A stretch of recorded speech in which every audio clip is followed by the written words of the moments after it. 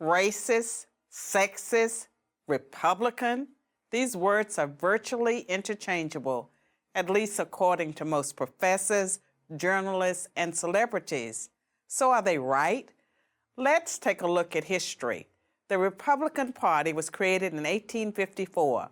The first Republican Party platform, adopted at the party's first national convention in 1856, promised to defeat, quote, those twin relics of barbarism, polygamy, and slavery. Those twin relics were spreading into the Western territories. Republicans feared that as those territories became states, polygamy and slavery might become permanent parts of American life. Polygamy, the marriage of one man to multiple women, devalued women and made them a kind of property. Slavery, of course, did the same to blacks, literally. The Democrats were so opposed to the Republicans and their anti-slavery stance that in 1860, just 6 weeks after the election of the first Republican president, Abraham Lincoln, South Carolina, a state dominated by Democrats, voted to secede from the Union. The Civil War that followed was the bloodiest war in U.S. history. It led to the passage by Republicans of the 13th Amendment, which freed the slaves, the 14th Amendment, which gave them citizenship, and the 15th Amendment, which gave them the vote.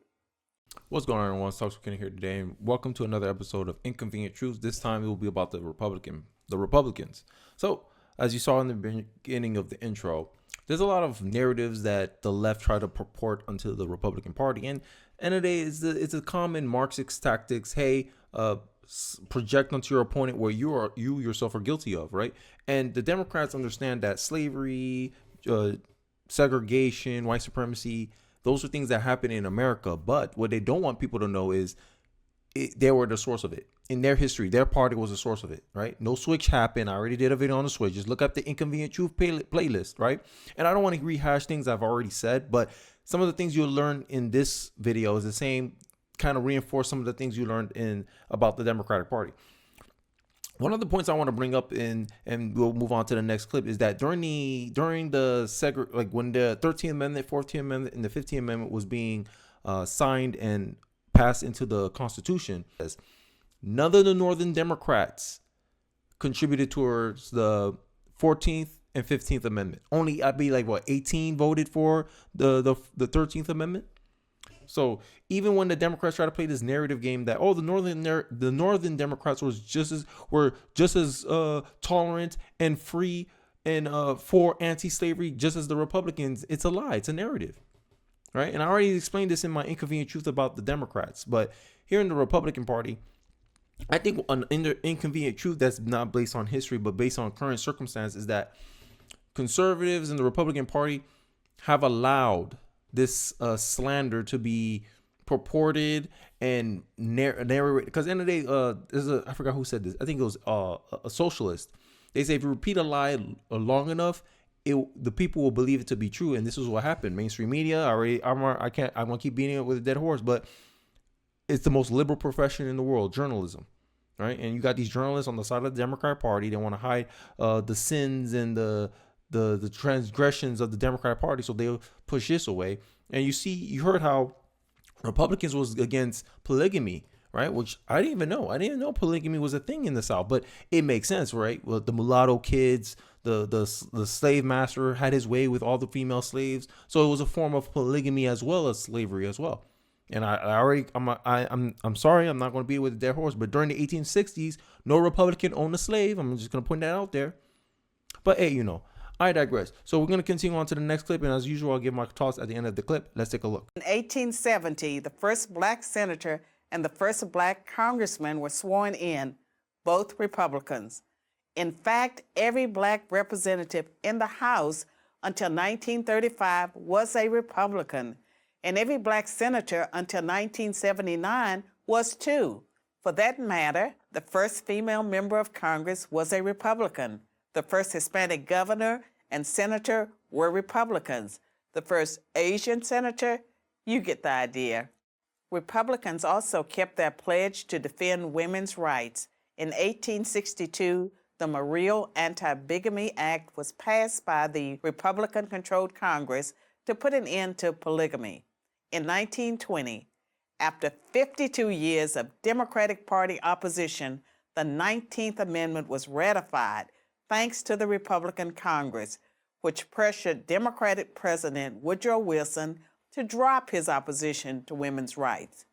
In the final tally, only 59% of House Democrats and 41% of Senate Democrats supported women's suffrage. That's compared to 91% of House Republicans and 82% of Senate Republicans. Yeah, man. When they talk about the women's suffrage movement, they always try to paint it as if conservatives are all against it or whatever. And based on this, it seems like it's a complete opposite. It's a complete fit, right? And this is the problem I have I take the same approach when liberals come out and say, "Oh, all conservatives may not be racist, but all racists vote conservatives," and I'm like, "No, that's a lie. It has to be a lie." And true enough, it is, right? Because that's impossible. Because in my head, I'm like, yo, I met too many condescending white liberals to believe that statement. My own personal experience does not even validate that statement. But hey, white liberals come out here talking like I'm not racist at all. I just look at black people differently than I would look at a white person. Right? There's videos out there with white liberals who they assume that black people don't know what to do of how to get a driver's license. Baffling to me.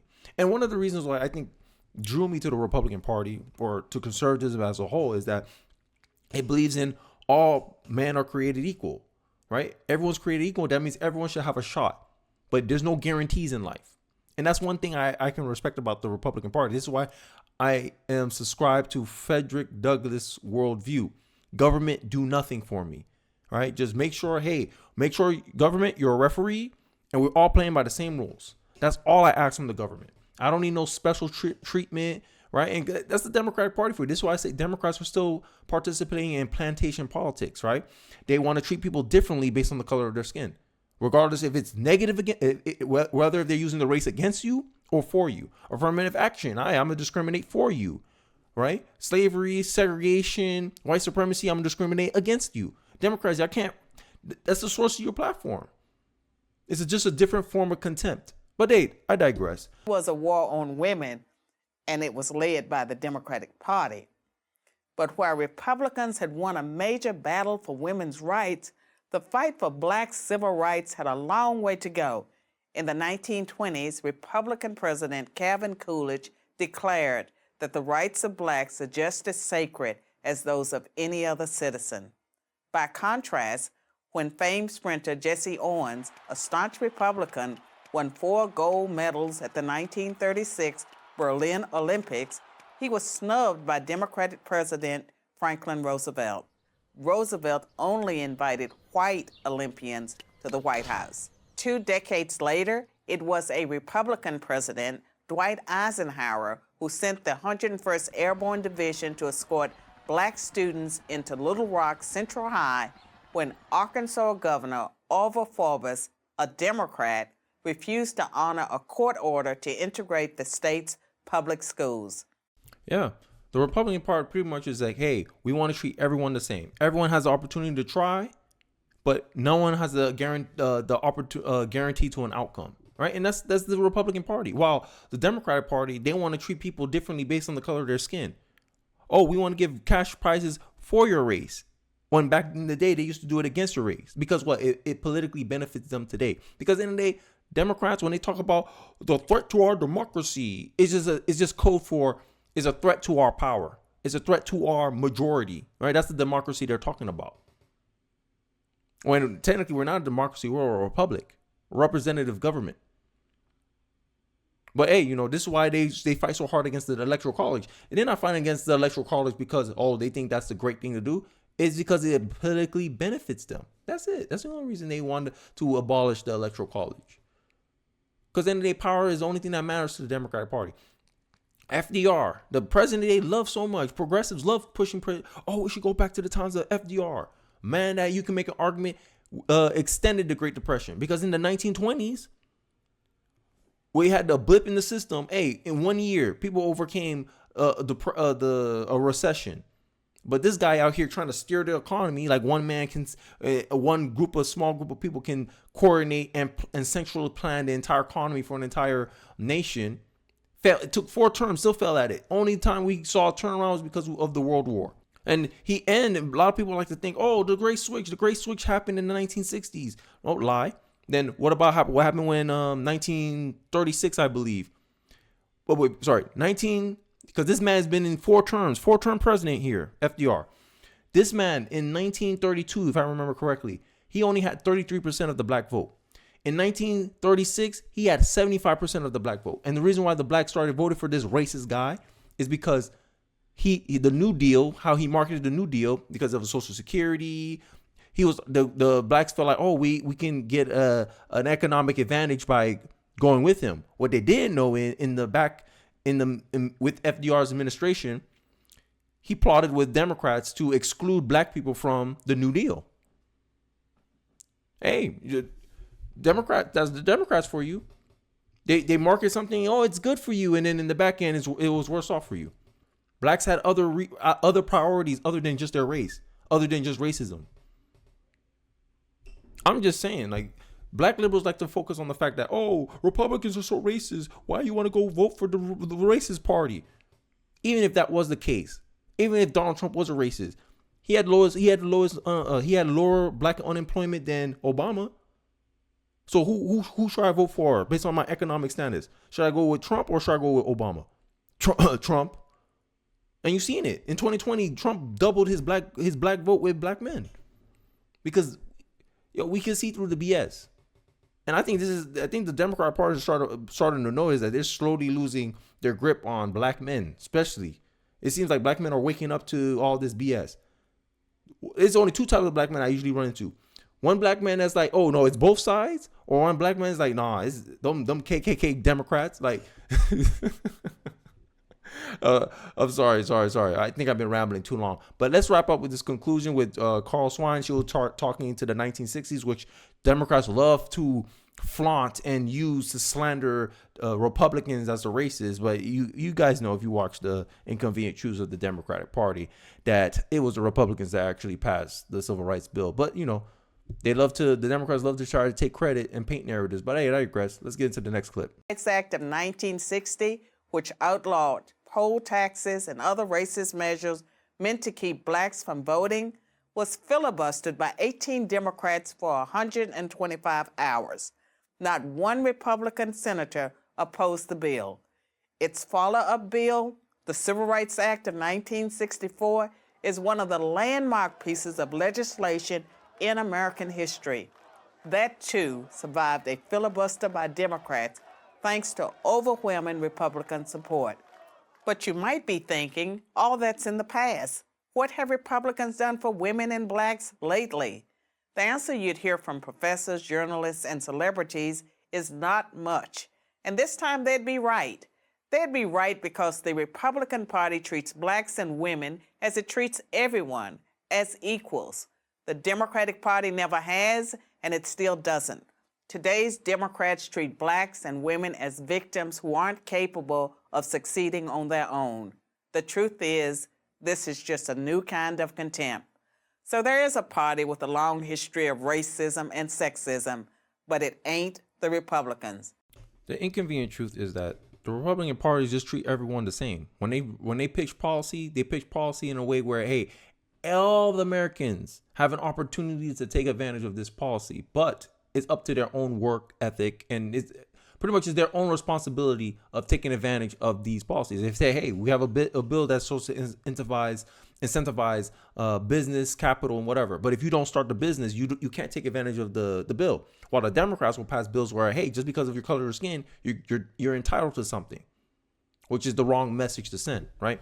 Because I don't agree with a racist platform like the Democratic Party, whether it's them pushing affirmative action, which I can claim is as positive racism. Oh, using my race to give me an advantage, aka giving me privilege.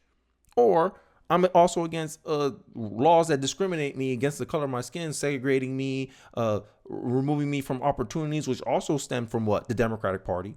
So the very party that caused the racism and white supremacy, or this idea that black people are less than, are now purporting that black people are victims and they need special treatment to get ahead or get equal, when their party was the very source of the problems to begin with. But they haven't taken accountability for that. All they did is shoot accountability or spread the blame around to all of America.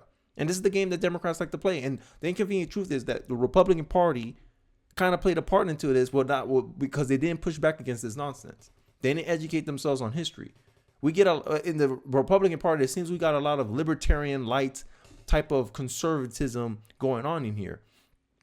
And I think one of the reasons why Trump and DeSantis are now making a front runner is that people want people to fight for the values and beliefs that they elected these individuals for. Not sit here, play this game where politicians are only thinking about themselves and trying to stay in power. Because it seems like the Republican Party wants to be liked by liberals. It seems like the Republican Party want to be a conservative and with the approval of liberals, right? You can't be a conservative while seeking the approval of a liberal media. You can't win, right? The Bible said if you chase two masters, you have none. So it seems like what we should be calling our politicians to be is, hey, be more consistent. Hey, are you really about this life? Right? We don't need no more rhinos, right? Republican in name only. That should be done with. All conservative voters should be done with that. Democrats too. If you feel like someone's not really a Democrat, hey, be done with them as well. But all I'm asking is for some consistency. I hope you found this video insightful. Don't forget to like, comment, subscribe. Appreciate you for watching to the end of the video, and I'll catch you guys on the next one. Peace.